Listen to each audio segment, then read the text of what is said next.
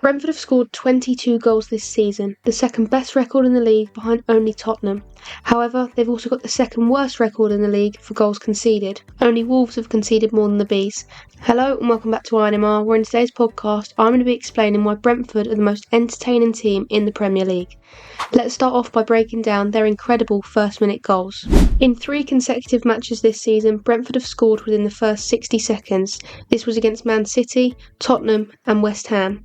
Brentford treat a kick-off like any other set piece, an opportunity to exploit a dead ball situation.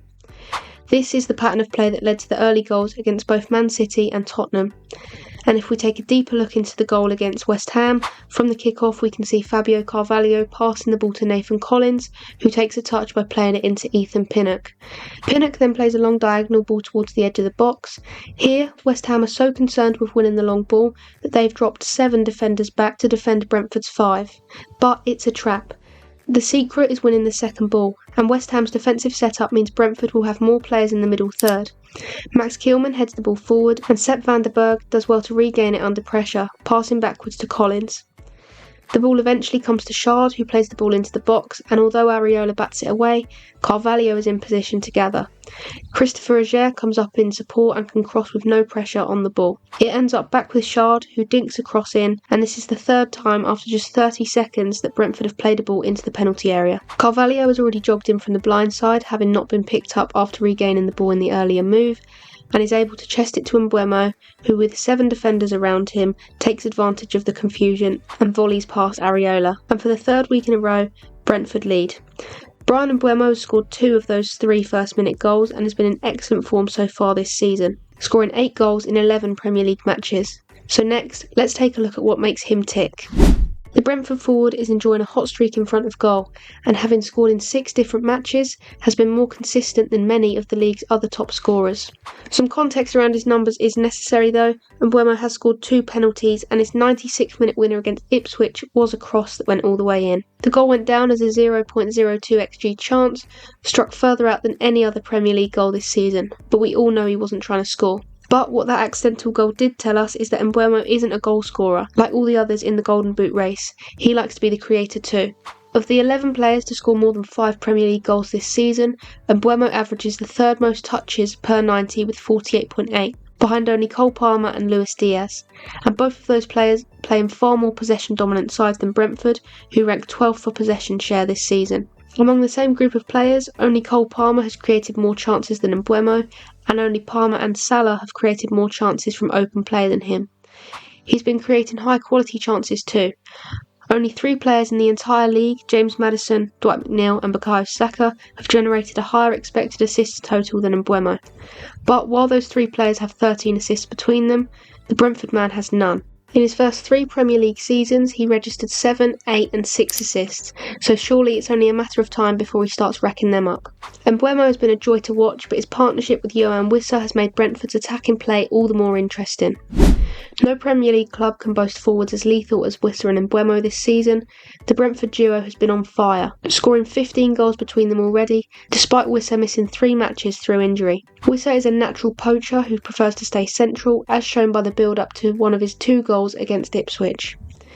With Mbeumo and Keane Lewis Potter holding their width, the Bees are good at creating space for the midfield runners to burst into, and both Janelt and Norgard are good at making those runs. Wissa's heat map from that 4-3 victory provides a clear picture of the positions he likes to take up. Staying central between the width of the boxes, he doesn't waste energy trying to link play down the wider channels. He scores with every 31.6 touches of the ball, a record that puts him behind only Erling Haaland and Chris Wood in terms of efficiency. Wissa's shown against Man City, Crystal Palace and Southampton that he has a knack for being in the right place at the right time. However, Wissa and Mbeumo don't pass to each other a great deal, often playing a fair distance apart, looking to stretch the game. Across match week 9 and 10, the pair shared just 6 passes, so that link-up play is an area to work on. We did catch a glimpse of how effective they can be though on the opening day of the season, when Wissa dropped deep to knit a direct attack together, releasing Mbeumo at speed to surge in behind Palace's defence. He scored from that break, so if the duo can develop this type of chemistry over the coming months, they'll be an even tougher prospect to handle. In terms of Brentford's success, all credit is due to Thomas Frank, who despite Brentford's financial constraints compared with their rivals, consistently overperforms and entertains. In an interview this season, Frank said, "Yeah, never boring. I'm a positive guy, so there's more focus on the positives, which is that we're very dangerous going forward."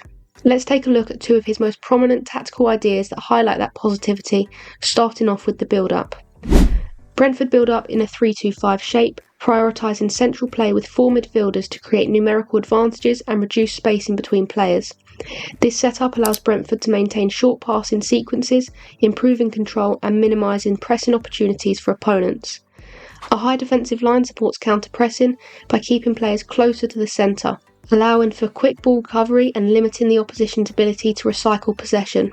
Also, their front five often outnumber back four defences, enhancing their attacking effectiveness. In the final third, Brentford excel at exploiting space between the opposition's centre-back and full-back, often through wide areas with underlaps from midfielders or wide centre-backs.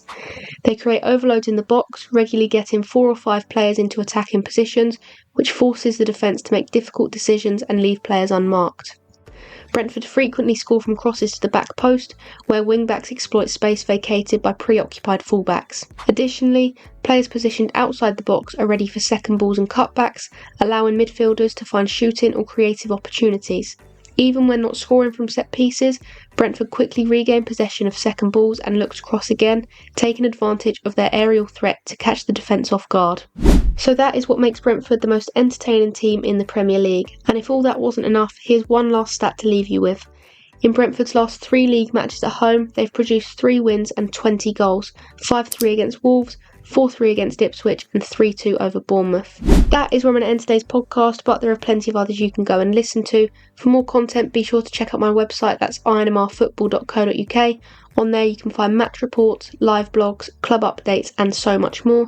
And if that's not enough, INMR is also on X and Instagram, so you can follow me on both of those platforms for more daily football content. Thank you very much for listening and I will see you in the next one.